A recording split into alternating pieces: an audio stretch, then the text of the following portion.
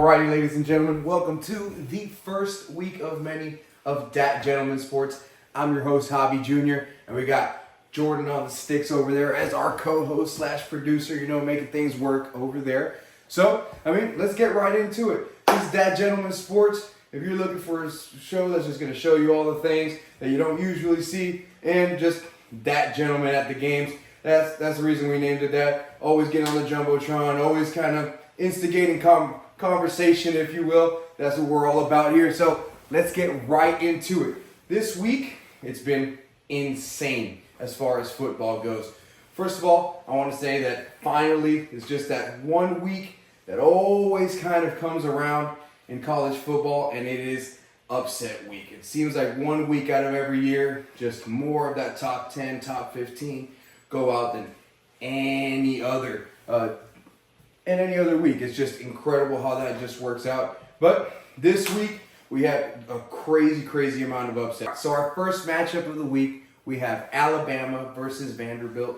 Now, the star of the week, without question, was Diego Pavia, or like I like to call him, Chubby Manziel.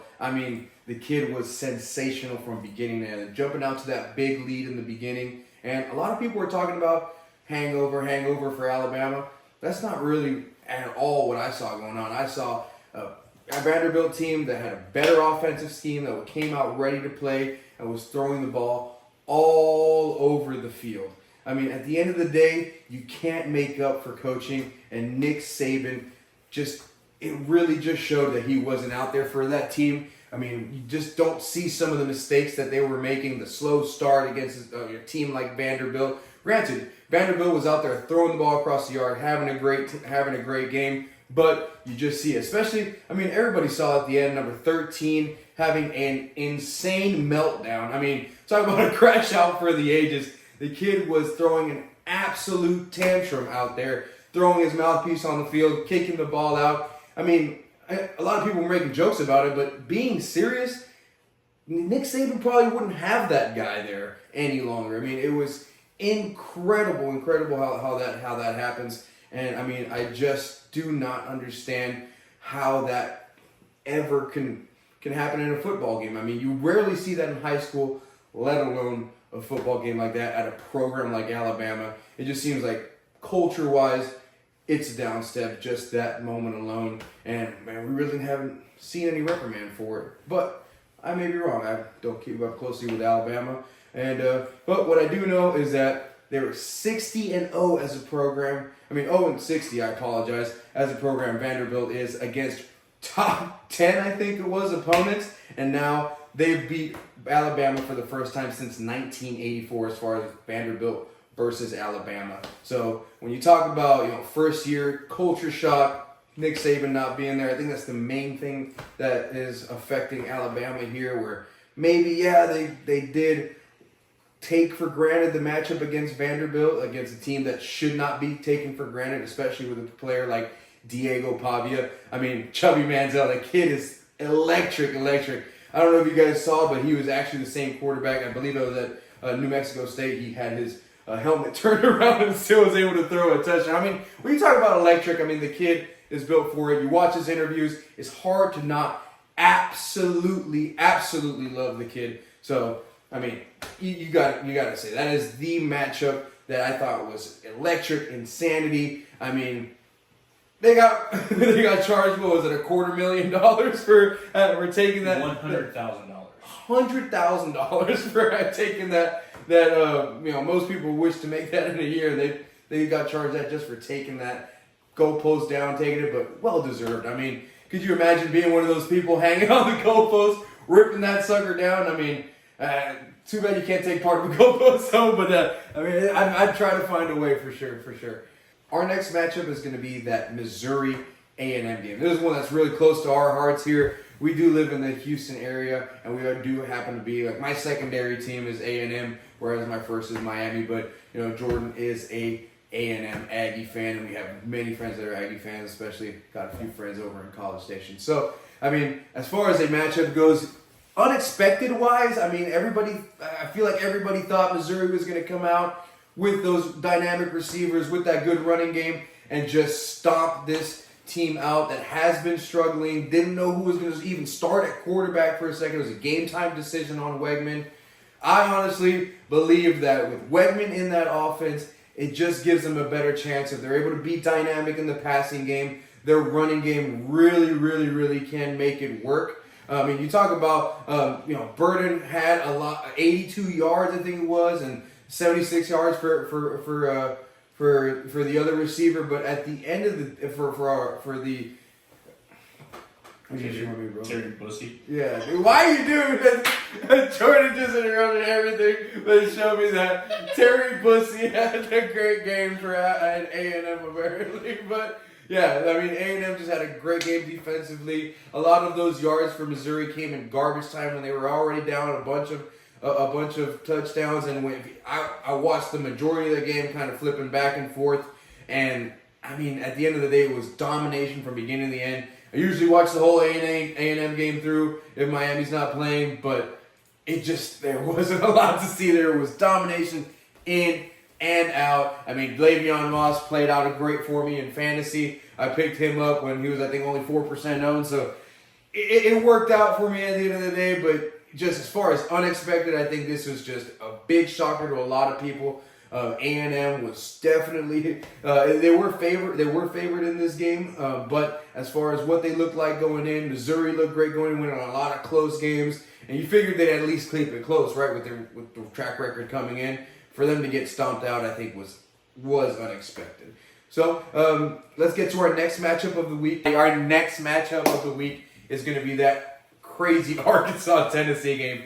Another goalpost tear-down game, if you will. I mean, just crazy when you think about the experience to tear down a goalpost like that and what it means to a team to win a game for them to go to that extreme. I think they would find even more than the other team than Vanderbilt was. I think it was, I believe, $250,000 for the. Is that correct, Jordan? That is absolutely correct. Yeah, $250,000. I mean, $250,000 for that, but absolutely worth it as a program as far as what it's going to mean. I mean, knocking off a team like Tennessee that a lot of people saw as undefeated, just walking through everybody. The defense looked amazing, and it really showed in the first half. I mean, you talk about a defensive struggle. The offense just for Tennessee did not look like it should have. To be honest, as far as watching the game, I caught about the last quarter and a half of it. Malachi Richardson, the way he came in and performed was amazing. I mean, he wasn't making incredible plays, but all the plays that needed to be made. I mean, just to come in on a short moment's notice, you can't ask for anything more. And the defenses. I mean, Tennessee's defense playing great, but against an Arkansas offense that wasn't expected to do all that much from the beginning. But for that Arkansas defense to hold that Tennessee defense to Tennessee offense to what they did all the way through that first half. I mean, for Taylor Green, the quarterback at Arkansas, to keep them in there, for Malachi to come in and cap it off is truly a performance that deserved that goalpost ripped down, and one that'll go down in the ages without a doubt. Arkansas puts a damper on Tennessee's championship aspirations. I do think that you still have a playoff team there in Tennessee, but we'll see what comes along as the season goes. As this week showed, you never know what to expect, especially with college football. And that brings me to the next matchup that was an absolute upset in college football this week, which was USC Minnesota. I mean, you talk about a team that USC, big fan. I'm a big fan of Miller Moss. I didn't catch a lot of this game, but Miller Moss is a good quarterback. I feel that fits that offense very well. But at this point, with Lincoln Riley, you're losing these games that just keep them out of that top 4 conversation, top 5 conversation, just really, I think, is going to hurt at the end of the year when they're looking at everything. That puts them at, I believe, is that 2 losses now that right. They have. They don't have a lot of room for error as the year goes by. A lot of competitive teams out there this year in college football. So you really don't know what's going to happen with USC. As far as Minnesota goes, that's a team that, I mean, throughout the ages has been upset ready and just ready to make a team that ruin a Cinderella story. And so a lot of times, create one of their own. We've seen it a few years ago. Let's see if this is a year where they can do it as well. And because that's a fan base that shows out, loves their team. And I mean, as far as Minnesota being a sports city, they really, really love their sports teams. And the University of Minnesota is no different. I mean, I love to save the best for last. We got the University of Miami, the U versus the University of California. Miami traveling over there, late night game. Took a nap after work specifically to make sure I was ready for this game. I wasn't going to miss it for the ages. Miami undefeated. Really, it comes down to the talent on the roster. I said it from the beginning of the year to a lot of people. If you knew me, you knew I was praising. But, I mean, I praise Miami every single year, right? But at the end of the day, it was the amount of talent that they brought onto this team with the amount of returning talent. I mean, at receiver, I knew we were good with Jacoby George and Xavier Restrepo. But the way they showed up in this game, and I mean, Cam Ward is just becoming expected at this point. When you talk about Heisman moments, it seems like every week he has another one, and it's just insane what he has done to this offense. Yes, last year we lost a lot of close games, but I'm from the belief that if you're losing close games, it's because you're doing something wrong. We're not closing out, and he's just that killer mentality, cold-blooded, getting in there. I mean, honestly, that U mentality, that winner mentality, champion, they've always been known for their championships. We're on about a 20-year drought. It's about time it ends. The U needs to be back. Now, granted, at one point in that game, I think they had us at a 92% chance to lose the game. 93.1 to be exact. 93.1% chance to lose the game with California, I believe. It was right before the controversial targeting call. I mean, at the end of the day, Miami's not a team that the refs love. That's never been a narrative. So let's not go ahead and say that's a thing now. But it was a call that went in our favor. A lot of other things, went right for us to do that. It's a 1-point game against a team that we really shouldn't have beat, but we should have beat easily. But traveling across the country takes a toll on players, and Cam Ward again has an insane performance to bring this team out. And in my opinion, the best receiver in the country right now, Xavier Restrepo. His route running, his ability to be clutch for his team is incredible. It all came out to shine in this game and proved why Miami is one of the best teams in this country. Granted, they're ranked, I think, number 6 right now in the country. I think that's too low. We need to be at least top 5. The performances speak for themselves. The grittiness, I get it. They're playing teams that people say are cupcakes, that they should be beating easily. But they're beating who you put in front of them. They're doing it in spectacular fashion, and they're showing that they have that championship grit to pull it out. So that's why Miami is still my championship team to be our national champions for this year. It's all about this U, and the U is back. Alrighty, folks, that brings us over to our prediction board for our NFL games this week. So here we go. So how this is going to work is going to be me against Jordan. We're going to pick every game, see who picks who, see how many games we have different, and we're going to keep track of our record as things go. We'd love to grow the community, get our fans in the comment section so we can do a kind of 3-party competition and see who has the best record every week. So let's get right to it. Remember, this is a rapid fire kind of thing, so let's get to it. So first game of the week, we got San Francisco at Seattle. You have San Francisco come desperate for a win. Seattle also coming off a rough game against the Giants. I really think that San Francisco is going to come away with this, just being one of those championship caliber teams, needing a bounce back. They're just going to be more built for it. I mean, they're top 5 in rushing, even without having their top 5 running backs. Still top 15 defense, I believe, right, Jordan? As well as all that good stuff. So it's really just makes it to a great matchup. So who do you got in this one, Jordan? I have the Seattle Seahawks. I have the Seahawks because Geno Smith went pretty good last week, 28 for 40 for 284 yards, 1 touchdown, 0 interceptions. They have the 6th ranked offense in the league behind Geno Smith. Okay. 3rd ranked passing offense. And Geno Smith is just leading them. And I think the big takeaway is Seattle's 12th man that stadium gets loud. That's fair enough. I mean, it's one of the loudest in the stadium. Probably the loudest, I think, open stadiums for sure. So yeah, I definitely get that. But like for the same reason, they're on the air. The Niners. I think it's going to be one of the Niners on closest the ground. Running games travel well. I guess we'll see how that one goes down. But great matchup. That's actually Jordan's game of the week as far as what he thinks is going to be the best matchup of the week. So keep an eye out on that game. I think that's the Thursday night game, correct? That's correct. There we go, man. I mean, just Thursday night. Amazon Prime.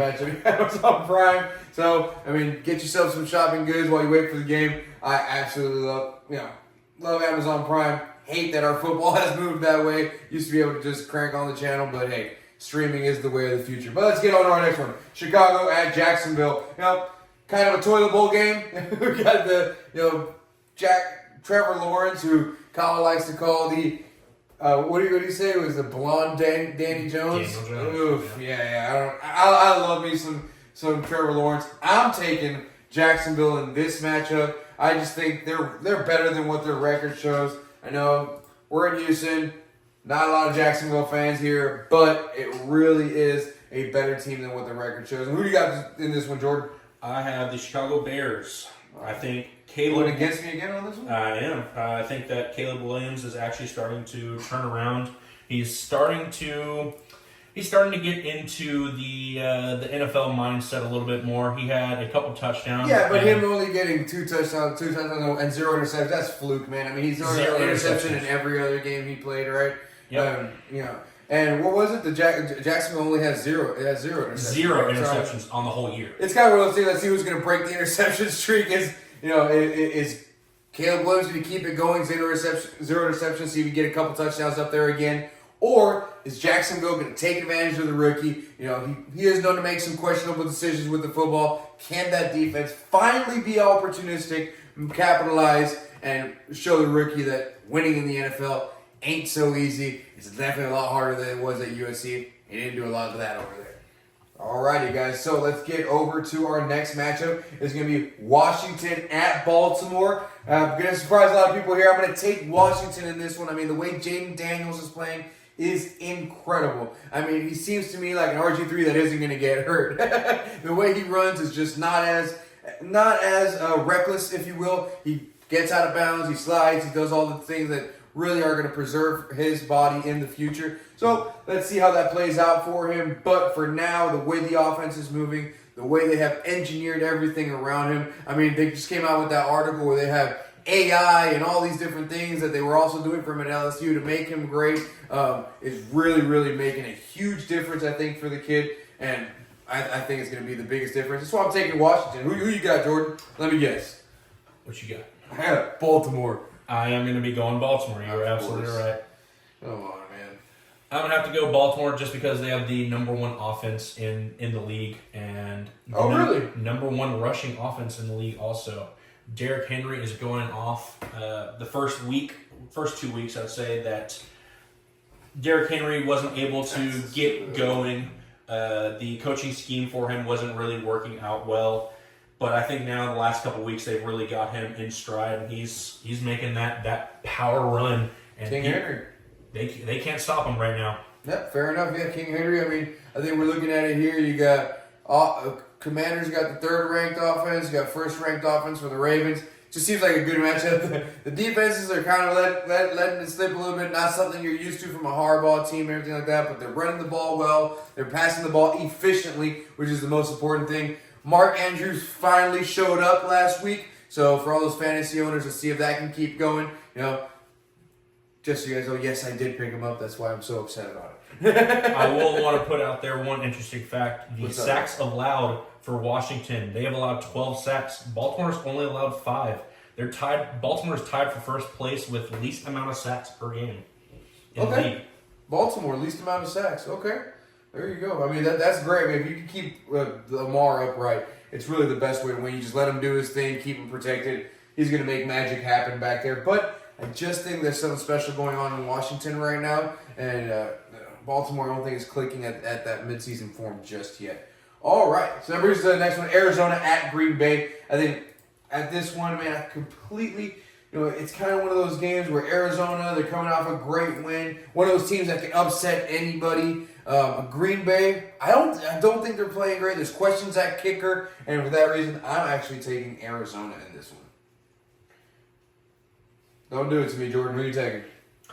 I'm absolutely going with the Packers. Oh, This might be this is a trend right now. If you'll look back, number 4 offense for the Packers in the league. Correct. They have the 3rd best rushing attack, 9th best passing. Their defense has been letting them down, but in Jordan Love, I do believe in. I think that he's coming along. He was able to sit behind Aaron Rodgers for so long, and he's able to read some defenses. Man, my thing is he just makes a lot of questionable decisions. And again, yeah, it's not one of the top defense as far as yards or anything, but they do. I think Arizona does. It can be opportunistic. I don't know what their interception numbers are, but I think it's a defense with some people that can make plays on the ball and cause havoc in that secondary and make a difference for Jordan Love with just a quarterback that tends to make some questionable throws. He got away with that one from Jared Reed, which is an insane throw, but I mean that was a throw into triple coverage at the end of the day. We all love a little Brett Favre-esque, but I think sometimes it'll get you into trouble. And I think this will be one of those weeks for Green Bay, and I'll take Arizona. All right, next one is Houston at New England. I think this is one where we'll both be on the same page. Houston, coming off a great win in Buffalo. New England losing to Miami this week, being a close game. I don't think they're going to have anything for Houston. Houston is a good team, top 5 offense, top 5 defense. They're running the ball, I think that's the one thing about the offense you can say, but that's besides the penalties. Yeah, if we could have Nico back, I don't know. I think he's gonna miss a couple weeks. He's gonna miss hamstring. Yes.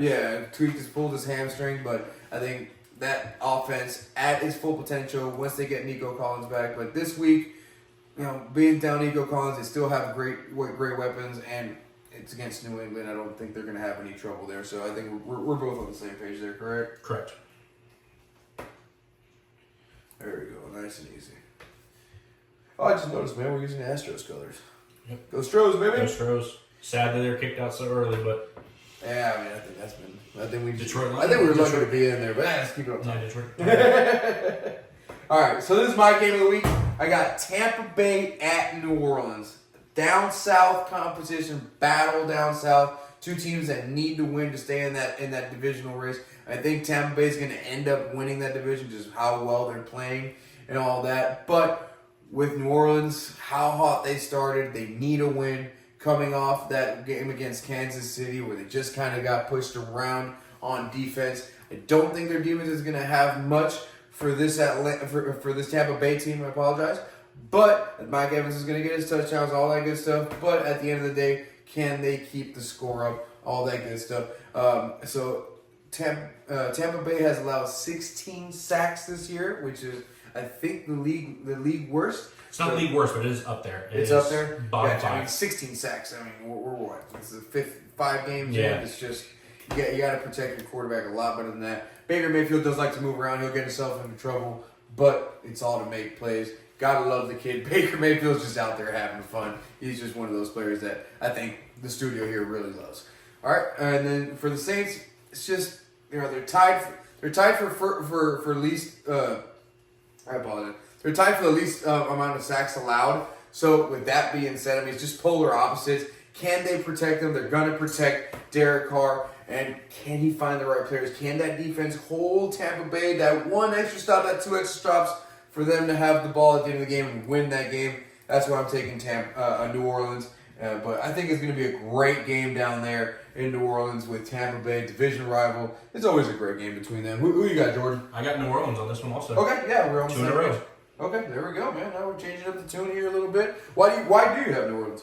The amount of sacks allowed, especially for a non-scrambling quarterback, is great, and I think that just the O-line play, they're 7th in the league also in rushing yards, so I think that they get a good rush in. Yeah, it's all about the defense. Can the defense stick together? Can they get it going? The defense is just really leaky right now. It's costing them games, to say the least. Yep. Next is going to be Cleveland at Philadelphia. Deshaun, everybody's talking about it. He cannot get it together. Down here in Houston, we love to see it. But at the end of the day, Cleveland just can't seem to. It seems like everything's a struggle when he's on the field.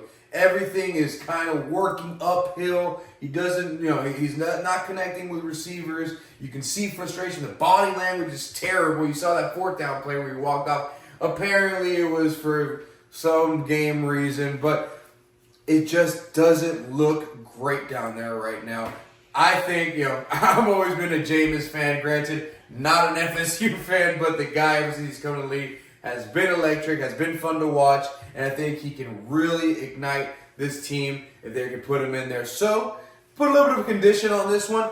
If Deshaun is in there, I don't think they have a chance. I mean, they have, I think, the 29th ranked passing defense or something like that. They just can't move the ball. The defense is doing well, but you can't ask that. I mean, look what's going on with teams when they lose their quarterback. It's almost like they don't have a quarterback, but they're starting quarterback and they're paying millions of dollars in the game. I can't imagine what Cleveland feels, but what more of a Cleveland thing to happen than for Deshaun Watson to be playing like he is and Baker Mayfield to be balling out. I mean, well-deserved, but also Joe Flacco.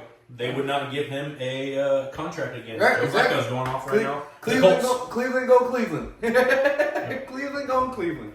But hey, that's what it is. But on the bright side, I think that if we get that boy Jameis Winston, we're gonna see the Cleveland Browns eating a W. You know what I mean? Well, I think we know why that was such a terrible clip, because I think it just made it a little awkward in here too. But we try to move past that one. All right, next one. I have Philly.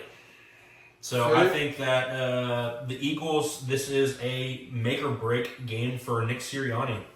I think that with all their woes that they've been having this year, especially with Jalen Hurts not putting up great numbers, I think that this might be a Saleh week. If he gets beaten by the Browns, this will make ownership think about getting rid of Nick Sirianni. I think this is a must-win. I think this is a must-win game for him. I think if they lose to Cleveland, I think they'll be in trouble too. Yeah.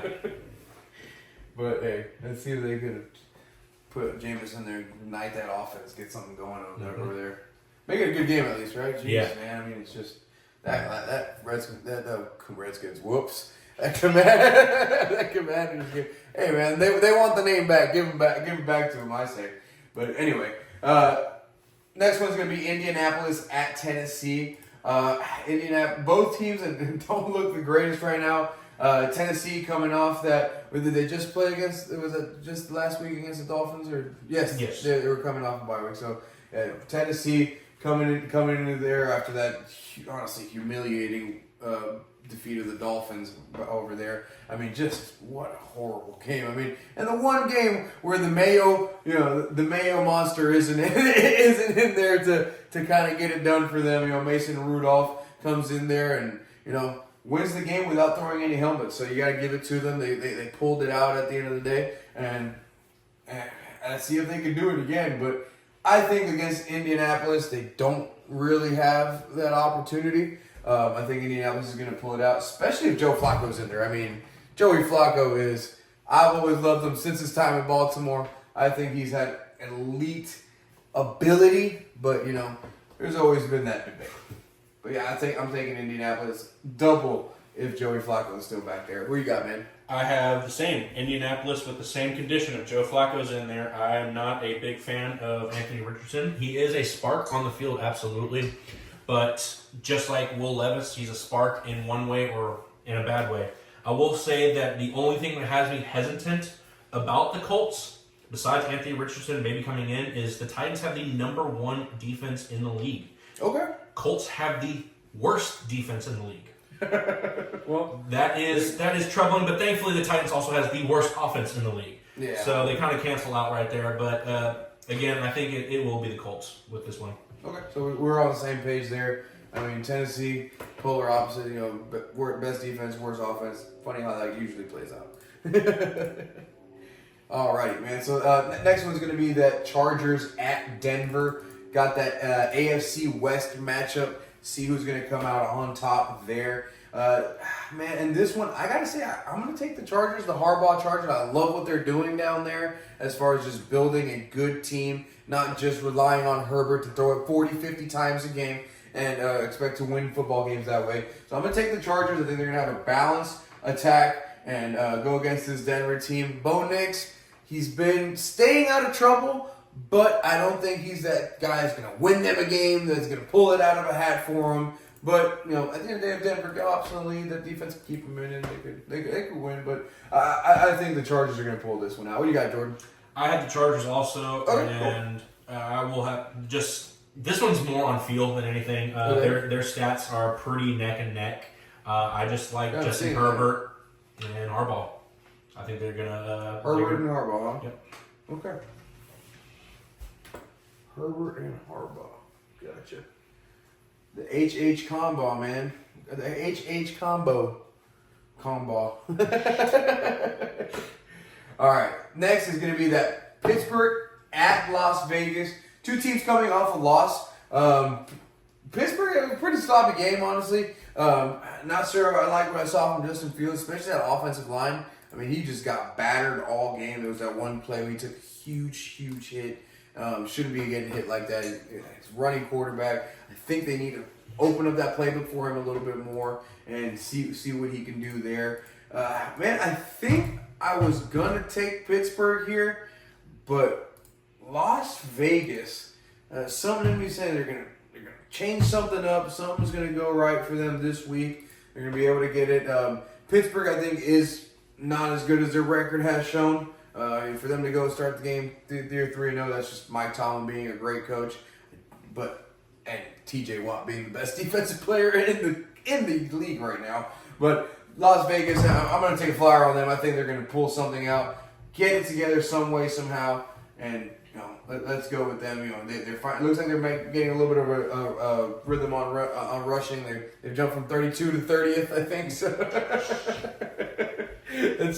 let's see if they can pull it out. But I think Pittsburgh's in for another sloppy game. Who do you got in this one, man? I have the Steelers. I will stick by my guns on this one, unlike you. I will stick by my guns. And Pittsburgh Steelers. Stick by your guns, shooting some shots over here. Shooting some shots, man. All right, man.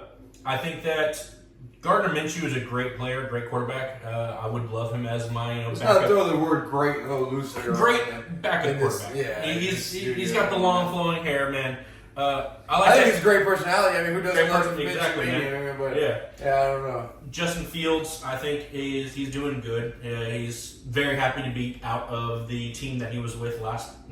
He's in a similar situation. Bad offensive line.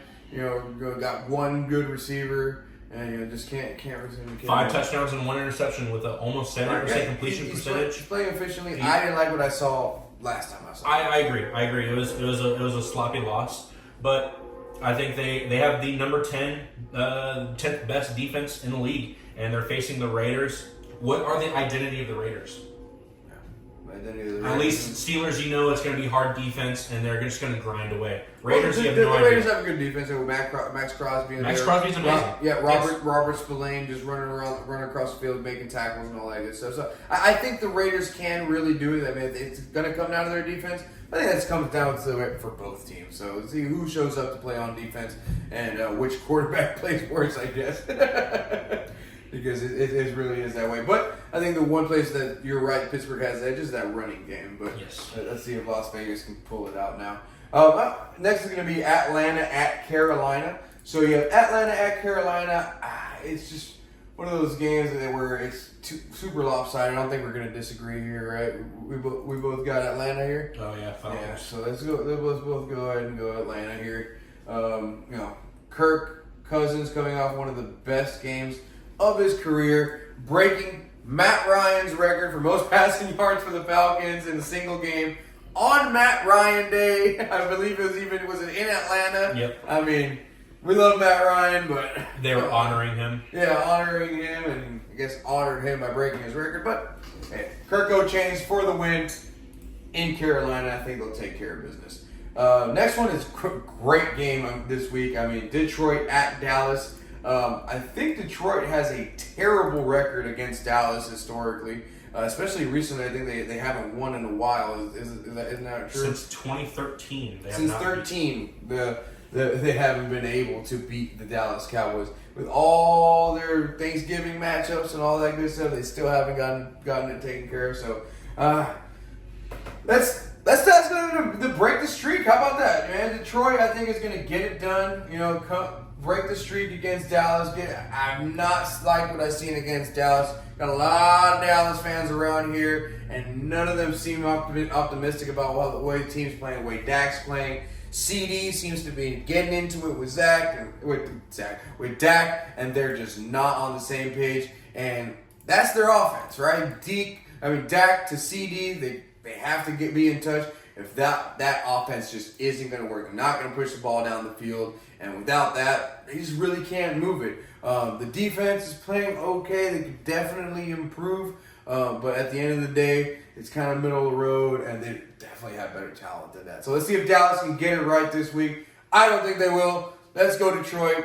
Get this puppy on the road. Playoff team. One of my championship contenders. Let's see if they'll get the win this week with Jared Goff and all those weapons coming down there with that defense. They'll be all right. And who you got, man? You got Detroit? I actually do not. As a Houston Texans fan, this is blasphemy to say, but I think the Cowboys are going to win. Well, I think that one coming. Yes, I think that they are going to keep that 2013 streak continuing. They had a very sloppy late game for Pittsburgh. Flew back down here to Dallas. They're now back in Jerry World. But they pulled it out. Yeah, you're right. They have the second worst rushing offense in the league. Second best passing offense, but I will say, Dak Prescott gets all the yards for trash time whenever they're already losing or they're way ahead. But I do believe that back in Jerry World, they will beat the Lions. Sadly, I want the Lions to win, but I do think the Cowboys will win. All right, hometown Jerry World advantage, huh? All right. All right. So then we got Cincinnati at the Giants. Sunday Night Football. Yep, Sunday Night Football. Great matchup there. I think two teams that needed a win. The Giants coming off a win. I think they don't need one nearly as bad as Cincinnati. I'm going to take Cincinnati in this one. I think, there's no way Joey Burrow loses again. I mean, he's played great football last week. For him to lose the way, I'm sure that he's devastated. The competitor that he is, he's going to come back. He's going to keep it going, and they're going to find a way to pull this one out some way, somehow. He'll will to a win, and Cincinnati will come away with a win. I think that'll make them 2-4, which they're a better team than that. Everybody can agree, which is why everybody's shocked that they're 2-4, or 2-3 right now, right, or whatever. 1-3. Bengals right now are 1-4. 1-4. 1-4. Yeah, so that'll bring them to 2-4. So, that's not what you expected from them preseason. Nobody would have expected that. I will say for Bengals, this is their, I think, third year in a row they've lost their first 4 games. Oh, so really? They always start with a very, very slow start, and then they start firing up. Okay, perfect. And I think we're at that point now. They're starting to fire up. Even more reason to pick them in this game. They're going to fire it up. They're going to get it right. They're going to go one of those runs that they love to go on, and they're going to get this thing going right. So it all depends on how Joey Burrow plays. But I think Joe Burrow is going to get it right, and they're going to right this ship. So you agree with me, man? I got the Bengals also. There we go. All the same reasons? Yes, sir. All right, man. All right, and that brings us to our last game of the week, the Monday Night Football matchup. Buffalo traveling the short distance to New Jersey to take on the Jets. Not a fan of either of those over here in this household, but at the end of the day, let's see who can pull it out. You gotta love when a quarterback embodies and truly represents his fan base, and Josh Allen really did that last week by trying to run through the floor and not getting knocked out. He could say that he tripped and hurt his ankle, but just like when the Bills fans are jumping through those tables head first, he got up, didn't know where he was, and ultimately probably regretted his decision of taking that hit. But at the end of the day, I think that's going to be the residual effect. It's going to linger. Buffalo is going to lose because Josh Allen's going to play poorly again. These coaches need to learn that your concussed starter is not better than your healthy backup. You got to get him out of the game, protect the player in that situation. He's clearly concussed. I mean, we need to do a better job with that. I've seen how this plays out. I'm a Dolphins fan. Tua, it's the most talked about concussion in probably the last 10 years. And, I've seen how this plays out. They're going to try to force him in there. He's going to play poorly. Buffalo loses. I'm taking the Jets. I will, on the last one, not agree with you. I like the Bills in this one.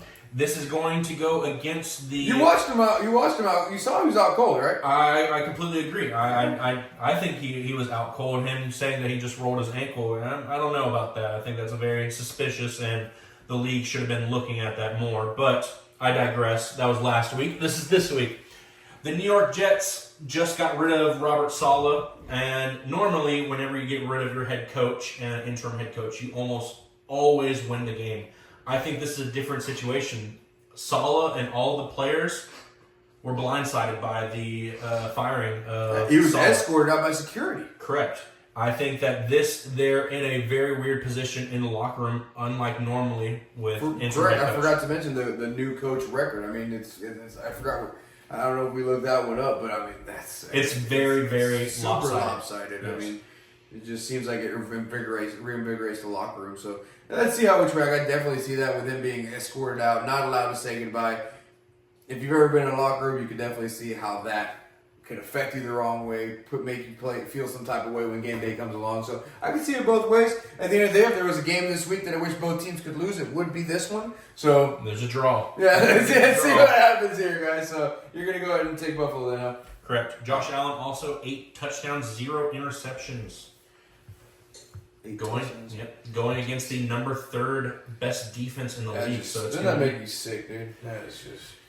Yeah, I was hoping for at least one pick for Houston, but yeah, hey, we'll take a dub. Well, guys, let us know who y'all think has the better picks this week. We'd love to hear what you say. Like, we'd love to get y'all involved as long as we can get a few people in there. So yeah, that is our predictions for this week. We'll do our recaps next week, and thank you for joining us. Dat Gentleman Sports recaps for this week, guys. Let's get on over to our next one. Alrighty, and back from our predictions. So we made our predictions first week. See how it goes. See who's more credible, me or Jordan, and see whose predictions go better. But hey, we can't tell you who to bet on. But if it were us, that's who we'd be betting on. But let's get on to our next part of the show, which is our Hill to Die on. Me and Jordan get together every week, kind of see what the media is not talking about, what we feel they should be being talked about more. And being it's our first episode, ours today is that the Miami Dolphins are going to go on and win the division and make the playoffs. So I know a lot of people are giving us absolutely no chance right now. Jordan, honestly, I think is one of them, but I managed to talk him into this one. So a lot of reasons why, though. I mean, at the end of the day, I think it mainly revolves around getting Tua back. I think that's no secret. I think it'd be great to win this game we have coming up. I think it's against the Colts, a team that we can absolutely beat. I think they have one of the worst defenses in the league. The worst. Yeah, so, without Tua, it's one of the worst offenses, which is why I think, it just further proves how great of a quarterback and leader Tua has been for this team. I mean, you take him out, and all of a sudden, one of the league's best offenses turns into the league's worst. It's just incredible. I mean, when it happened for Peyton Manning, they were trying to make him the MVP when he literally didn't play that year. But when Tua comes out, all of a sudden the Dolphins are a terrible team. That's just simply not the case. They're missing their leader. Every team needs their leader, and when their leader gone, it's just not clicking. So we need Tua back. Now, I know the media loves to I believe they're overplaying the whole Tua needs to retire, Tua needs to retire. Tua needs to listen to his doctors. If whatever the doctors tell him to do, that's what he listens to. None of us are medical professionals. We love football. We would love for Tua to play and, compete out there. But, at the end of the day, it's between him and his doctors. He is an absolute warrior. He is from Hawaii. They love football. He's strong in his faith. He believes that, God will guide him in the right direction. And we can't, opine on that because that is between him and his family and his doctors. at the end of the day, what the media is doing, every little thing, every little report, overblowing it about Tua, trying to say that he should retire, I think we should hope that he does the right thing for himself and that he gets with his Dodgers and makes the right decision. And whatever decision he makes, we'll respect that decision. But if that decision is to play football, Tua's coming back, and the Dolphins are winning the division. That plain and simple. And so let's go down the line. I mean, it's a 4-team division. Now let's see what they're going against. The Patriots, plus 5,500 to win the division. Everybody knows they have no chance. They have a rookie quarterback. They're trying him out. He's going to come out this week against Houston. No chance there either. So let's see how that goes this week. But New England's rebuilding. Take them out of the question. Now you got the Jets and the Bills. Somehow the Jets, firing their coach, have a better chance to win the division than the Dolphins. The Jets are like plus, 350 or something like that, and the Dolphins are plus 600, while the Bills are minus 230. I mean, you can make arguments on either side, but the Jets just fired their coach. I mean, that's not a good sign for any franchise, and it's the Jets. Jets, suck. I mean, that we've chanted at every Jets game. It's just the way it goes. I mean, they're not going to bounce back. Aaron Rodgers, I love him when he was in Green Bay. I believe his time has passed a little bit. That was a sloppy game in Minnesota. I mean, there's a reason they've lost, as many games as they have, or so. Let's see how it goes. It's a close race at the end of the day. I think the Bills are 3-2, and the Jets are 2-3 now. So it's really anybody's division. And at the end of the day, when you get Tua back, I truly believe he is a top 10 quarterback when healthy. That's right.